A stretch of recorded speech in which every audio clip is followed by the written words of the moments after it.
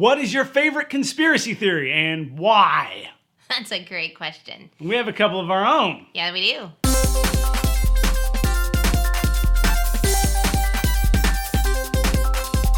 Hello and welcome to this episode of Nonsensicality.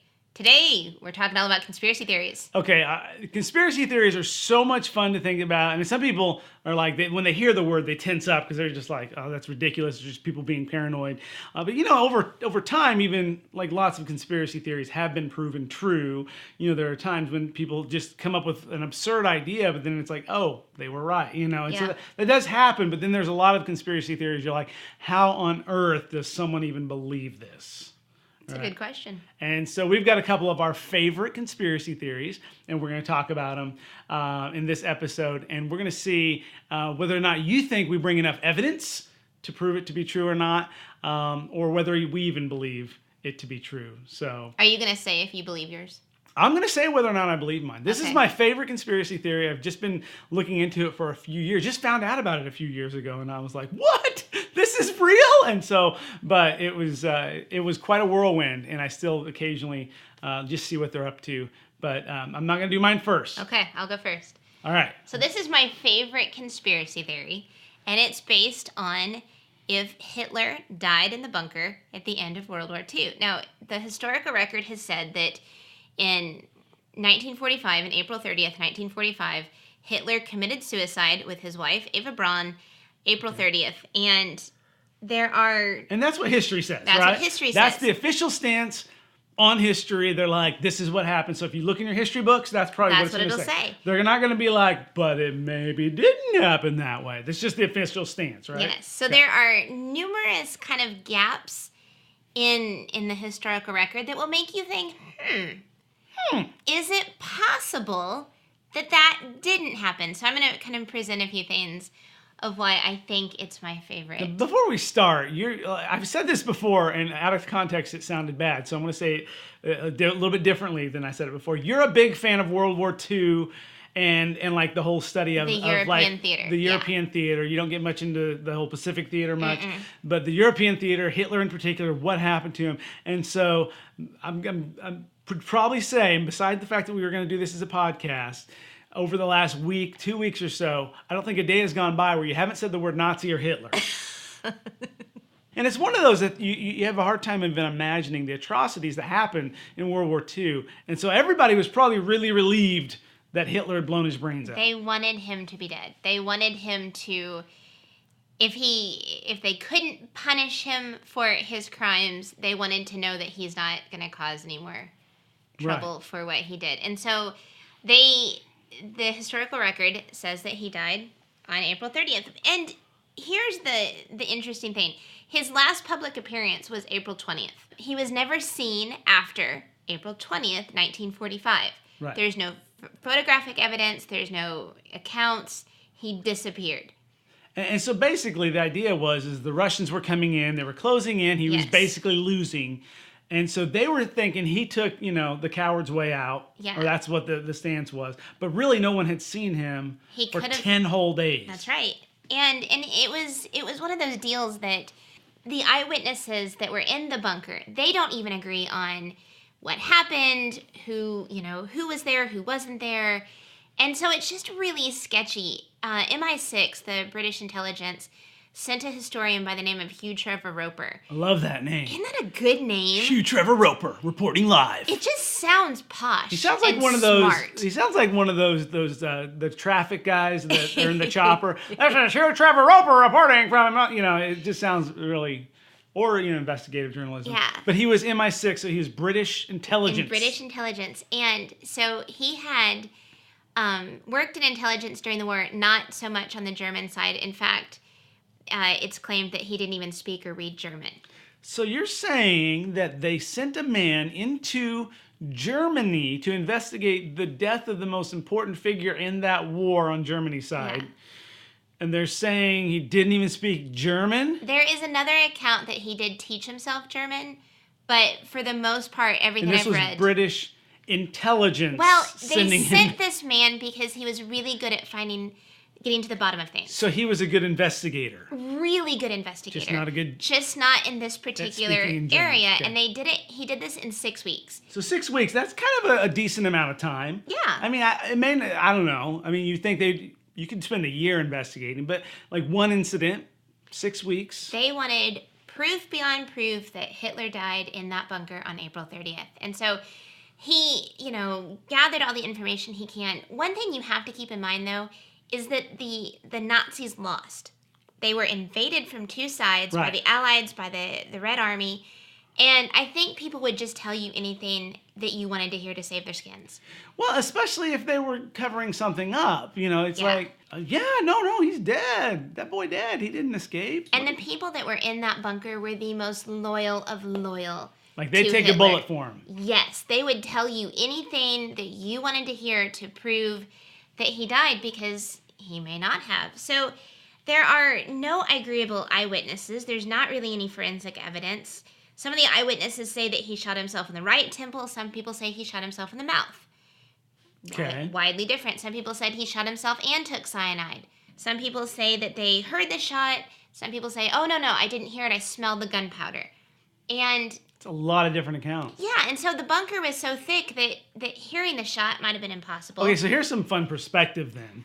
If you're saying, last week we talked about Bigfoot and how many eyewitness accounts there are of Bigfoot, thousands. Yeah. And yet, pretty much the official stance is Bigfoot doesn't exist. I would say most scientists and governments say that. But you have very few accounts of Hitler's death, none of them consistent, and yet the official stance is dead, blew his brains out, wife took cyanide. So that's so interesting that we're like, no, those thousands of people are quacks, but these few people with inconsistent reports, we believe them. True. That is weird. Just a little perspective for you. And it's the, some people say, oh, I was there, and then they'll retract it later. Actually, I wasn't. Do you think they're like coming up with all these to try to just basically confuse you enough to where you're like, you know what, it's probably one of those is true, because they kind of still all point back to he dead. Yeah. And so do you think they maybe were just trying to use those stories, like the inconsistency was almost to just rattle your cages enough to be like, okay, whatever, he's dead. They all point to he's dead, though there's not consistency in how, because honestly, eyewitnesses' accounts never perfectly match up, because memory is, and I'm going to talk about that, I think next week. How memory can be, actually fabricated into where we believe it to be true and things like that. So do you think the MI6 and what was that amazing name? Hugh Trevor Roper. Do you think that he was just like, yeah, I mean, they're not consistent, but they all point to the fact that he blew his brains out. So I think it's one of those deals that, like, when you're looking for something and you want it to be true, that you're going to reject what doesn't fit and accept what does. That is so funny, because my conspiracy theory is largely based on that. All right, sorry. But, so I think if it didn't fit, it might have been set to the side. Sure, yeah. As, oh, well, you weren't high enough up to really know. You find a reason to discount the things that aren't right. consistent. And so I think he just, like, they wanted it so badly to be true. Sure. I mean, if you were in any person in this war that was not a German, you wanted him to be dead. Yeah. And if you were a German, of course, you were pretty much, you'd given up hope at this point, because you'd heard he had died, right? They broadcast he was dead, right? Mm-hmm. And it was just interesting. There is no agreement in the eyewitness accounts. They can't even agree on who carried the bodies up, how they were carried, what carpet, were they rolled together in a carpet, were they rolled separately, and they didn't bury him, right? No, they took him up out of the bunker, put him in a garden where they were cremated. But then there's a whole different set of evidence with, there were many bodies in this trench. Were they bombed and then cremated? Were they cremated then bombed? And there's different wounds that, couldn't have happened post-mortem. Okay. Or, it's just interesting, the inconsistencies around even the Somebody bodies. was burned. Some bodies were burned. Yes. Now, do they have any, like, forensic evidence? Because that's a big thing. Forensics, DNA, like we talked about with last week with the Nature's Mysteries. Do they have any kind of proof one way or another? They looked at dental records, because the bodies did have dental records. Uh-huh. And they looked at the body of the woman. and they found some extensive bridge work. And so they, there's bridge work, well, there's probably dental records. And they talked to someone that worked with the dental, and they're, oh, yeah, those are Dad's that's gotta be hers. And so they're like, great, this is Eva Braun. But her actual dentist said that she had really good teeth, that she wouldn't have She needed didn't have the bridge work. Bridge work. Okay. So that bridge work was not actually hers, according to her dentist. But then again, was he telling the truth, or was he telling what you wanted to hear? And then, they looked at the body of the man. And Hitler was known to only have 5 real teeth. He had terrible teeth. Terrible teeth. So See, in my mind now, all of a sudden, instead of these really powerful speeches, you just have somebody like, we're going to go take over the world, y'all, with a piece of straw hanging out his mouth or something. Sorry. his corncob pipe. No, that's not. Hitler the hillbilly with his 5 teeth. No, he had. Sorry. He That's also, horrible. I get it. Dental care wasn't as great back then anyway, so he had false teeth, I'm guessing. Yes, he had false teeth. He also had extensive bridge work. But the body that was found, the bridge work was inserted very loosely, and it's very well known that the dentist that worked on Hitler had numerous copies of the bridge work in case of emergency or something broke. So it was very well detailed. It could have been a body double that they put They just smacked the bridge work in? copies in. Because it was loose? Uh-huh. Interesting. So, but couldn't also, like being burned, couldn't that have dislodged the bridge work? I mean... the bodies were not burned hot enough or long enough. They were So burned. they weren't just ashes. There were bone left. Yes. Okay. Yeah, in fact, the Russians even said that they got a piece of Hitler's skull. And They kept his... Wow, what a war souvenir. Some people stole artwork. Some people stole, like dishes and Jeeps. The Russians, they took the skull. well, they wanted to prove it. This is Hitler's skull. Did they prove it? with No, that skull? in 2009, a researcher was allowed to look at it and test it, and it was the body of a 40-ish-year-old woman. So either Hitler was lying about his age and gender, or that was not his skull. That was not his skull. I'm guessing it's the second one. Yeah. So, did they use body doubles? It's just, there's a bunch of interesting things. And when you look at the Nazi organization, they had what's known as rat lines, which were the escape routes. Rat lines. Well, they're a bunch Sounds of like rats. something you'd use for pest control. They were pests. Well, I set out some rat lines the other day. I'm hoping to catch some.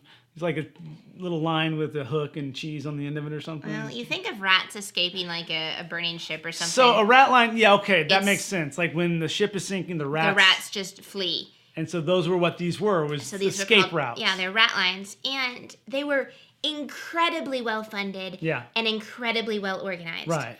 And they worked. There was a man named Adolf Eichmann who was really just instrumental in the Holocaust. He was number 2 below Himmler. And he was a real stand-up guy. He was, chief in the SS. It's almost like, unfortunately, the name Adolf. Not a good name. You don't want to be named that anymore. I think that name is like since the 40s has like dropped dramatically in parents naming their kids Adolf. And as well as the mustache. Nobody's going to carry that mustache anymore, which I don't miss that. That's a weird looking mustache. It almost looks like you want to shave, but your nose is just getting in the way. I know. But so this Eichmann guy. He was well known. Yeah. Well hated. He escaped Berlin. He was found in Buenos Aires, Argentina in 1960. So he made it to Argentina. Under the name Ricardo Clement. Yeah, he was working for Ricardo Mercedes. Clement. So he was trying... I just can't imagine a German trying to pretend to be Argentinian. Well, and that's the... It's like there were thick lots German accent. No, there were lots of countries in the South America region that were neutral but loyal to... And so there were lots of German communities in these countries. So you could... It's not like you stood out like a sore thumb. Right. You could melt as a German, you could... Mm-hmm. So that never made sense to me, and the reason why is because obviously, the Nazis, the whole Aryan thing, they were big on being the race of German, and yet South Americans, why would they welcome them? Because it's like, basically the Germans saw any other race as inferior, and yet these Argentinians are like, yeah, we're going to be faithful. And Money talks. I guess so. That's just crazy to think about. They'll put aside some things like hate, and they'll be like, no. Well, you got the money. We'll let you consider yourself a superior race. That always baffled me. I even had issues with why would Japan get involved whenever Hitler would clearly think Japan would be an inferior race. I know, and so it always baffled me that people were like, yeah, I'll saddle up with Adolf, even though he thinks less of me. It's just weird that would go on. But anyway, sorry, I'm interrupting. Adolf Eichmann in Argentina. He was, in 1960, he was captured. So they found him. They found him. It was like not just like. And he was tried for his crimes, and he was executed in 1962. How'd they do it? They hung him. Yeah. Wow. Was it public? I doubt it. Oh, because that's kind of like why Hitler, they say, Yeah, he didn't want to be publicly Mussolini executed. was publicly hung and just humiliated. They did terrible things to his body. And so Hitler was afraid. He didn't want that. No. So he'd rather take his life and... So what did they think happened then? If he didn't die in the bunker, there were rat lines, where did he go? They think that he escaped. And that's the thing about the rat lines, is there's multiple... They found evidence of rat lines to the north, rat lines to the south. Martin Bormann, which was Hitler's number 2 in the inner circle of the Nazi party, there's evidence that he escaped, that he set up a new headquarters in Tangier, Morocco, that he lived in Argentina, in Peru. So even the stories of his escape aren't consistent either. And you think that may be why? It's like some people think he was in Tangier, some people think he was in Latin America, South America. About how well known these people are. They have to keep moving. All right, so basically you're saying that people don't believe he died in the bunker. He escaped somewhere. Now, if I gave you 10 hours of airtime, you would use it all. Because Kim watches something off the History Channel called Hunting Hitler and all sorts of other things. So if you want more information, check out Hunting Hitler. It's on Hulu. Right? It's on Hulu right now. It's on Hulu right now. Seasons 2 and 3. Season 1 isn't right now, right? No. But anyway, do you believe that he escaped? I think it's possible. No. I think he escaped. I think that there is so much that he had on his agenda that I don't think he could just... He would have at least died fighting. He would have... Okay. Yeah, and he would have tried to find another way to regroup and bring, but he clearly wasn't successful in the regrouping and the. No, there's interesting things that they had in place that they were doing after the war. Right, like building nukes and things like that. They were thinking he was working on an atomic bomb. Okay. All right. It's a neat rabbit hole. Hey friends, Caleb here with a quick interruption and a very, very shameless plug for our new book. It's October. We're right in the middle of our mystery month on our podcast, but we've also just released a book just in time for Halloween called Piggy and the Bear Go Trick-or-Treating. Kim and I had so much fun writing this book, and we would love for you to check it out. It's on Amazon.com, or you can get it from Kindle. The quickest way to be able to get the book would be to go to camptownmedia.com, our homepage, and from there you can click right to the book. It's a fun adventure about a little pig and a little bear who just realize it's Halloween and they don't have a costume to wear, so you can help them pick out the best costume and see what happens on their Halloween adventure. Thanks for listening and thanks for checking out our book. It's a neat rabbit hole. It's something you can continue, but we're running out of time and I want to get into mine, which is probably going to take just as long because I could fill in the time with mine too. I was going to say, let's stop talking about how Let's talk about the shape of our beloved planet Earth.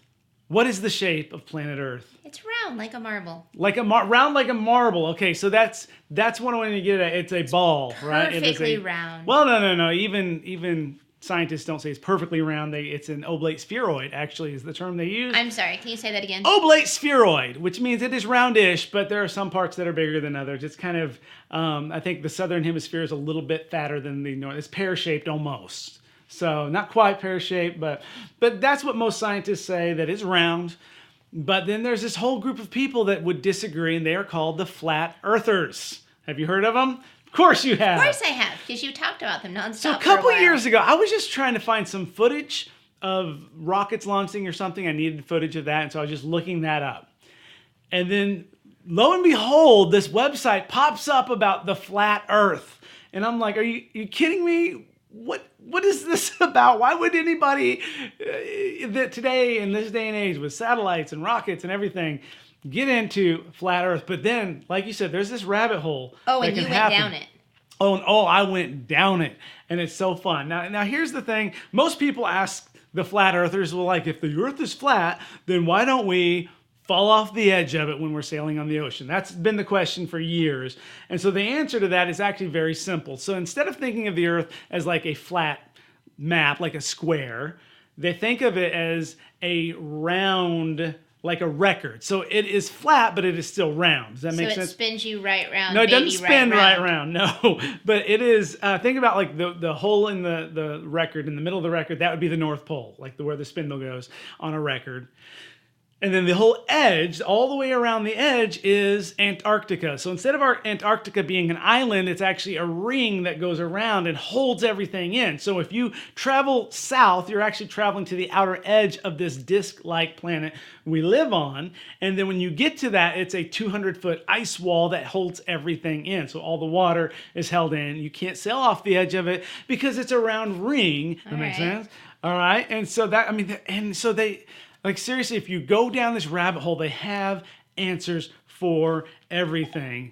Sorry, I just said seriously, and my iPad kicked up Siri, so sorry about that. Anyway, and so there's, it gets crazy. So furthermore, so behind they got the Great Wall of Ice. Got it. Antarctica. But beyond that is basically what's known as the firmament, which is a biblical term.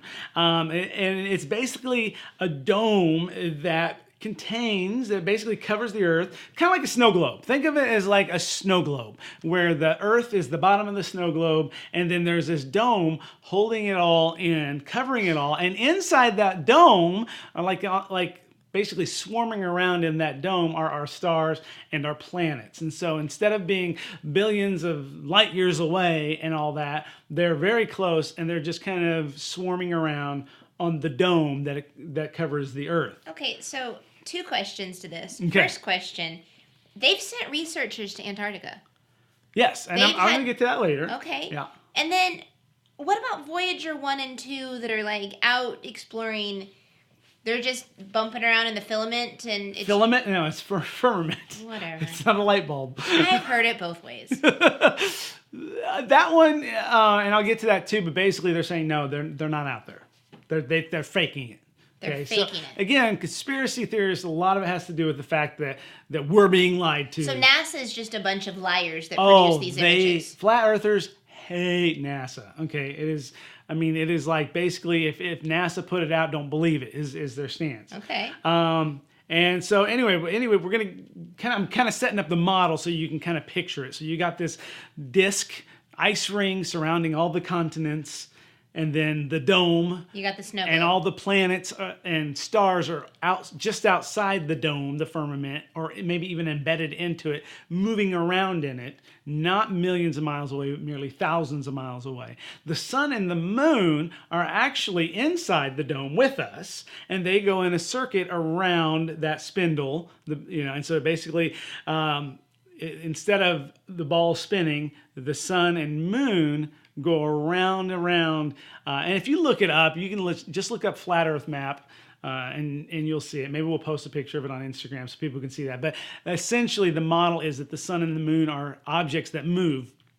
The Earth stays still, but the sun and moon are moving all the time at slightly different rates, which is why the moon and sun wasn't that like the theory a long, long time ago, was that the Earth was still and the sun and moon moved, and then like, this is like a long time ago. Right, Galileo and all that. And they hate Galileo. They're like, he was the father of this conspiracy. He was in cahoots with early NASA. Essentially, they're saying that because he was either wrong or because, there were certain affiliations with secret societies that he had, which a lot of the forefathers had certain affiliations that we don't know about. But they're like, because he was, involved in this, he made it up. It wasn't real. He made it up to try to to mislead people. And then when we started getting out into space, NASA realized that it wasn't, that it was flat, but they had to keep the lie going because we've already made textbooks with the globe Earth in it, and we've already made globes, and so we've got to keep selling globes. I mean, like, seriously, they get into a whole bunch of things. All right. Yeah, it's so interesting. And so basically the sun and the moon, they're not even necessarily spheres in the sky, they're just circles. So they don't call them spheres either. They're not saying that they're balls either, but they're just like, it's flat. Well, and like their proof is you never see the back of the moon. Because it's the dark side. No, because it's even when we see a dark part of the moon, it's still the same side that's facing us. They're saying that the moon is flat, and it's just we only see that one side of it because truthfully, the way the moon goes around the Earth, the same side faces the Earth the whole time. And the sun is flat. The sun is flat. They're just, they're discs in the sky that move along and that. So let's talk about sunsets, for instance. Okay. All right. So when the sun is setting, it's not actually sinking below the horizon.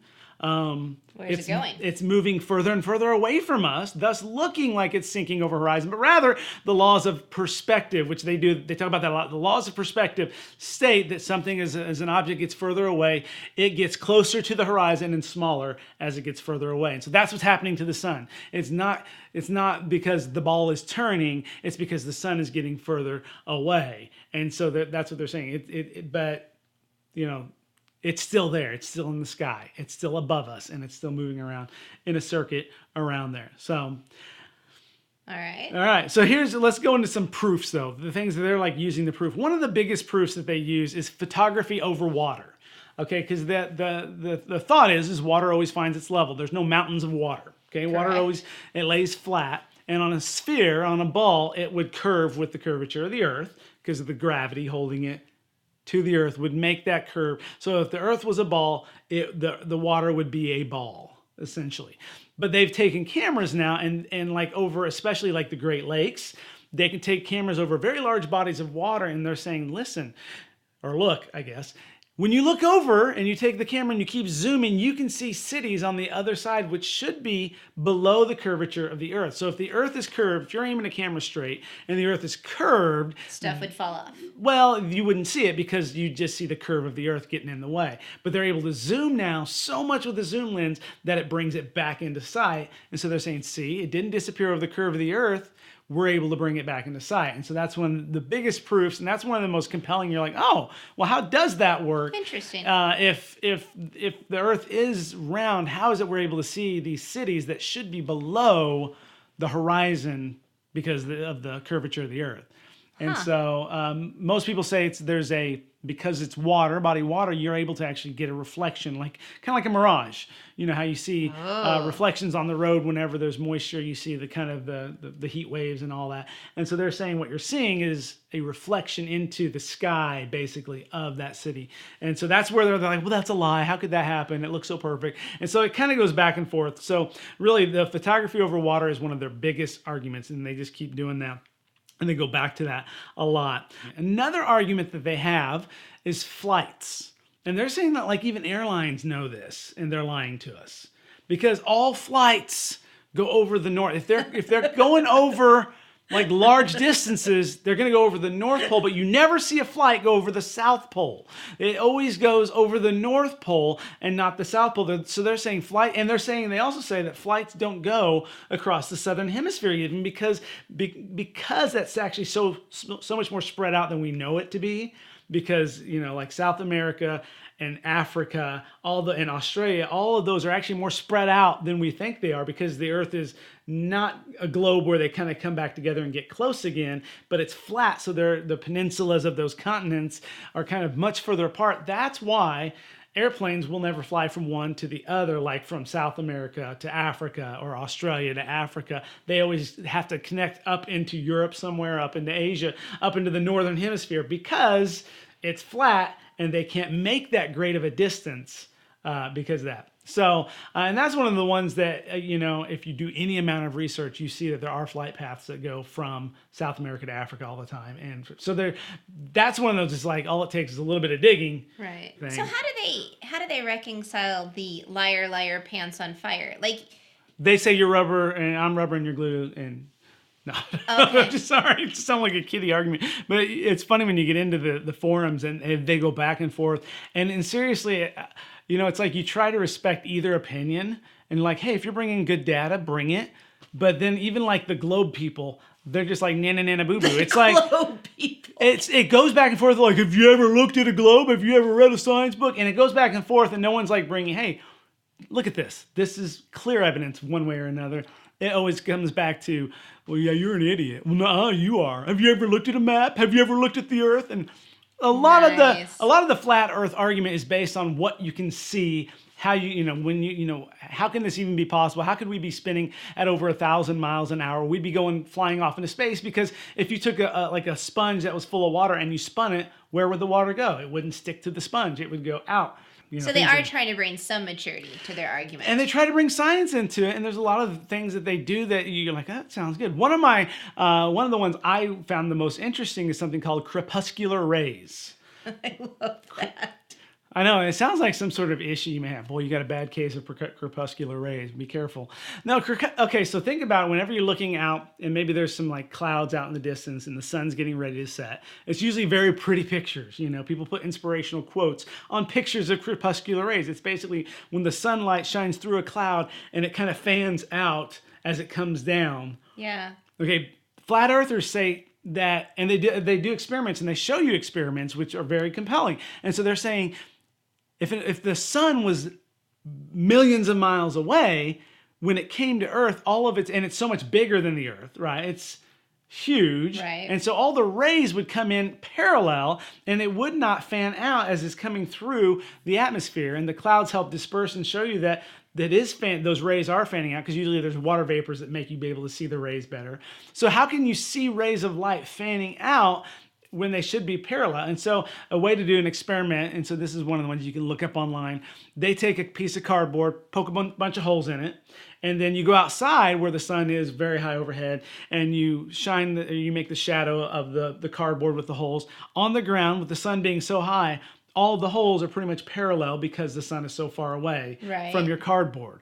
But if you were to go into a dark room and then you have the flashlight right above it, the holes on the cardboard would be more spread out. The light from the holes would be more spread out. The closer you bring the light to the cardboard, the more the light spreads out as it comes through the holes. So what they're saying is that the sun rays, if they were that far away, would be parallel when they came through. You would never see that cloud dispersion like that fan shape of light, because the sun would all come through parallel instead of in a small beam like that. See what I'm saying? So it's one of those weird things. If you I look feel like I need to spend the afternoon poking holes in cardboard.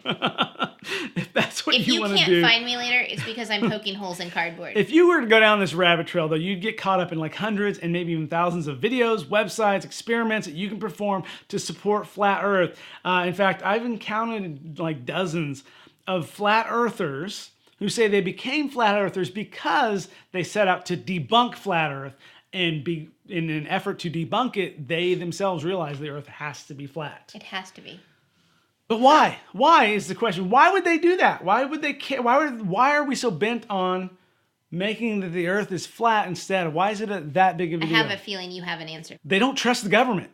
And a lot of conspiracies stem from not trusting the government, and what they believe is this is a massive multi-government cover-up. They believe that all the governments are behind this, which is why all the governments came together in 1961 to protect Antarctica as a scientific preserve, and basically states that not just anyone can go to Antarctica. You have to be a part of a scientific team to be able to go there. And so they're saying that's why they did it, because they're hiding the ring that encapsulates the entire planet, and so that they make up scientific data and even go as far. And it's crazy. And so they basically are making up all of our science, the universe, everything basically is fake. So what do you think? Okay, you ready to know what I believe? No, I do not believe the Earth is flat. I would love to believe that the Earth was flat. Why not? I mean, it would be cool because yes, we would say without a doubt that, it had to have been created then, because we're confined in this. The universe is so much smaller because, it's all confined. But here's the way I look at it.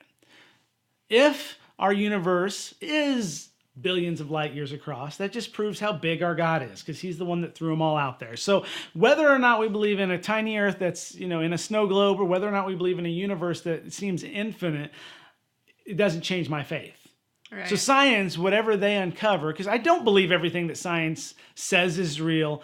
Okay, I don't believe in evolution the way the scientists say that human life came about. I don't believe in that. I do believe in a creator, and so I don't believe everything science says. And I do believe that most of the time, no matter who we are, we're going to bend facts to suit our mindset. And so when we have data, we're going to bend it to suit our mindset, as opposed to saying, let's like Hugh Trevor Roper. Like Hugh Trevor Roper. See, that's what it all comes back to Hugh Trevor Roper reporting live. So, okay. Do you believe that we went to the moon? We didn't talk about the moon landing. That's not my conspiracy. It's a simple question. Yes or no, do I believe we landed on the moon? No, I do not. All right, fine. I'm one of those nut jobs. Dun, dun, dun. I don't believe, and Connor and I have talked about this, Kim and I have talked about this. I believe that the U.S. had a lot to lose if Russia beat them to the moon. They had a lot to gain if they were on the if they were able to land on the moon first. There was a huge, but if you think about it, like when Apollo 13 was going on, right? Think about this. And they'd been to the moon, supposedly, a couple times already. They'd been to the moon. And then nobody was watching the Apollo 13 mission. Nobody cared. People stopped tuning in. So what happened? Until they got in trouble. Oh no, drama! Let's tune back in. And so in my mind, it was almost like they had to create drama on this, because people are like, yeah, whatever, you're going to the moon. And they're like, we got to make something else up. We got to get it interesting again to bring the ratings back. So this is all me. I do not speak for anyone, even my wife. I don't know what she even thinks. I don't believe we went to the moon. I believe we had a lot of reasons to fake it. What do you believe, Kim? You haven't said what you believe about that. And I'm not going to. Oh, I'm not going to. I think she's afraid to say she doesn't believe it happened. I think she's afraid to admit she doesn't believe it. I haven't looked into it enough to have an intelligent response. All right, well, that's all the time we have. We've gone way over the time we were expected to do, but this was a lot of fun. And please don't hate me because I don't believe we landed on the moon. Yes, please don't send hate mail. You can send normal mail. Send us a message on our website, social media. Reach out to us. We want to hear from you and see what you think. So at Camptown Media, or go to camptownmedia.com to check in with us. We'd love to hear from you. And until next week, I can't wait to talk about the brain. It's going to be fun. Yeah, next week we'll have more nonsense. It'll be more nonsense, but it'll be more scientific too. So, scientific nonsense. Non-science. And that doesn't sound good. That sounds like something flat earthers would come up with. Anyway, we'll talk to you later. Bye.